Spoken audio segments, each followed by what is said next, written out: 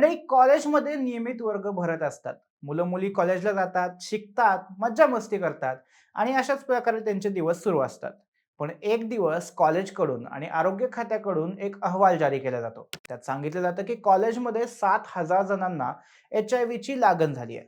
पण ती कुणाला झाली आहे, कशी झाली, एच-आय-व्हीमुळे कोण-कोण बाधित आहेत याची कल्पना देखील त्यांना नसते, ना की विद्यार्थ्यांना.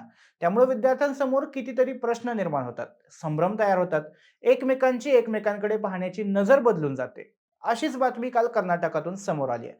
कर्नाटकात तब्बल 7,000 विद्यार्थी एच-आय-व्ही पॉझिटिव्ह ही बातमी कालपासून सोशल मीडियावर आणि न्यूज चॅनल्सवर प्रचंड व्हायरल होतीये.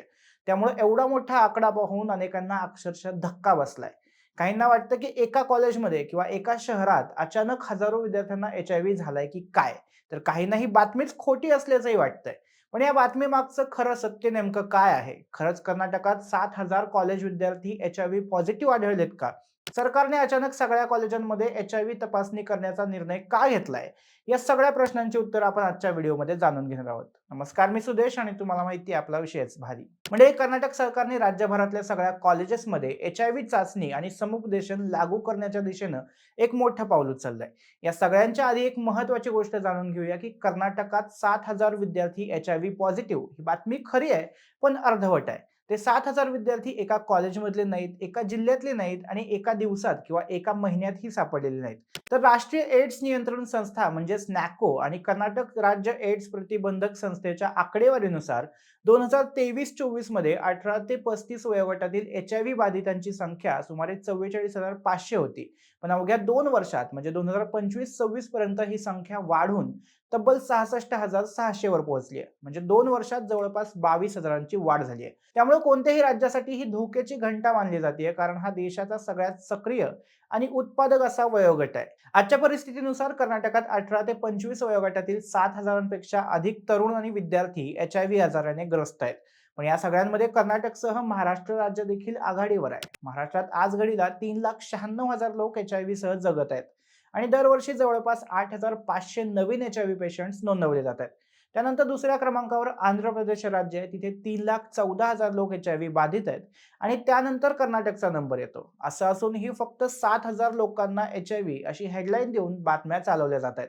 मुळात कर्नाटक सरकारप्रमाणे संपूर्ण देशभरात मोठ्या प्रमाणावर याबद्दलची जनजागृती मोहीम हाती घेणं आवश्यक झालंय.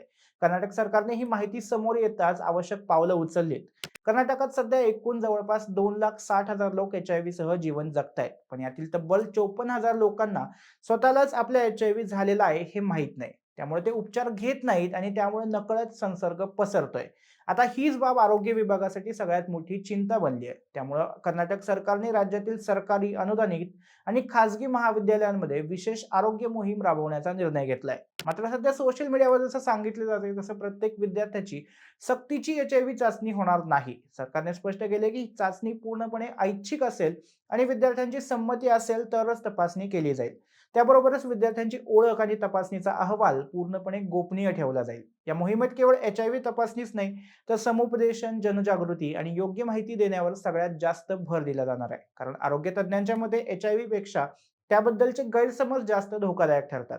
आजही अनेक लोकांना वाटतं की एच-आय-व्ही हा स्पर्शाने, मिठी मारल्याने, हस्तांदोलन केल्याने किंवा एकत्र जेवल्याने पसरतो. पण हे पूर्णपणे चुकीचं आहे. एच-आय-व्ही फक्त काही विशिष्ट मार्गानेच पसरतो, जसं की असुरक्षित लैंगिक संबंध, संक्रमित रक्त, दूषित सुई किंवा संक्रमित आईकडून बाळाला. त्यामुळे अफवा आणि भीती यापेक्षा वैज्ञानिक माहितीवर विश्वास ठेवणं अधिक महत्त्वाचं आहे. कर्नाटकातील विश्वेश्वरय्या तंत्रज्ञान विद्यापीठाने आपल्याला संलग्न महाविद्यालयांना आरोग्य शिबिर आयोजित करण्याचे निर्देश दिलेत. या शिबिरांमध्ये एच-आय-व्ही सोबतच हेपॅटायटिस बी आणि सिलिफिस सारख्या इतर संसर्गजन्य आजारांबद्दल देखील माहिती दिली जाणार आहे. विद्यार्थ्यांना डॉक्टरांकडून थेट मार्गदर्शन मिळेल आणि गरज वाटल्यास गोपनीय पद्धतीने तपासणी देखील करता येईल. त्यासोबतच राज्यातील विद्यार्थ्यांच्या गोपनीयतेसाठी आणखीन एक आधुनिक पाऊल उचलण्यात आलंय. राज्य एड्स प्रतिबंधात्मक संस्थेने क्यूआर कोड आधारित सेल्फ रिस्क असेसमेंट टूल तयार केलंय. विद्यार्थी मोबाईलवरून हा क्यूआर कोड स्कॅन करून काही प्रश्नांची उत्तरं देतील. त्यांना स्वतःला एच-आय-व्ही संसर्गाचा किती धोका असू शकतो याचं प्राथमिक मूल्यांकन मिळेल आणि गरज वाटली तर ते स्वतःहून कोणालाही न सांगता तपासणीसाठी जाऊ शकतील. यामागचा उद्देश विद्यार्थ्यांमधली भीती आणि सामाजिक बदनामी कमी करणं हा आहे. आरोग्य तज्ञ सांगतात की आजच्या काळात HIV म्हणजे आयुष्य संपलं असा अर्थ अजिबात होत नाही. योग्य वेळी तपासणी झाली आणि नियमित उपचार सुरू झाले तर HIV बाधित व्यक्ती देखील अनेक वर्ष सामान्य आणि निरोगी आयुष्य जगू शकते. त्यामुळे सगळ्यात महत्त्वाचं म्हणजे वेळेवर निदान करणे. कर्नाटकातील 54,000 लोकांना स्वतःलाच संसर्गाची माहिती नाही, ही सगळ्यात मोठी समस्या आहे. त्यामुळे सरकारचं लक्ष आता अशा लोकांपर्यंत पोहोचून त्यांना उपचारांच्या कक्षेत आणण्यावर आहे. या संपूर्ण प्रकरणातून आपल्याला एक महत्त्वाचा धडा मिळतो, तो म्हणजे आरोग्याशी संबंधित कोणत्याही विषयाकडे भीतीने किंवा लाजेने पाहण्यापेक्षा माहितीच्या आधारावर पाहणं आवश्यक आहे. HIV बद्दल समाजात अजूनही गैरसमज आहेत आणि हे गैरसमज दूर करणं ही सरकार, शिक्षण संस्था आणि समाज या तिघांची जबाबदारी आहे. शेवटी एक गोष्ट लक्षात ठेवा, कर्नाटकात 7,000 विद्यार्थी HIV पॉझिटिव्ह ही हेडलाईन जितकी धक्कादायक वाटते, तितकंच तिचं वास्तव समजून घेणं महत्त्वाचं आहे. हा एखाद्या कॉलेजमध्ये अचानक HIVचा उद्रेक झालेला प्रकार नाही. ही अनेक वर्षांची आकडेवारी आहे. त्यामुळे सरकारने जनजागृती, समुपदेशन आणि स्वेच्छा तपासणीची मोहीम सुरू केली आहे. त्यामुळे अफवांवर विश्वास न ठेवता योग्य माहिती घेऊन ती इतरांपर्यंत पोहोचवणं ही आपली एक जबाबदारी आहे. तर मंडळी, तुम्हाला कर्नाटक सरकारचा हा निर्णय योग्य वाटतो का? अशा प्रकारची HIV जनजागृती मोहीम महाराष्ट्रासह इतर राज्यांमध्ये देखील राबवली पाहिजे का? याबद्दल तुमचं मत कमेंटमध्ये नक्की सांगा आणि सोबतच विशेष बारीच्या YouTube चॅनलला सबस्क्राईब करायला विसरू नका. धन्यवाद.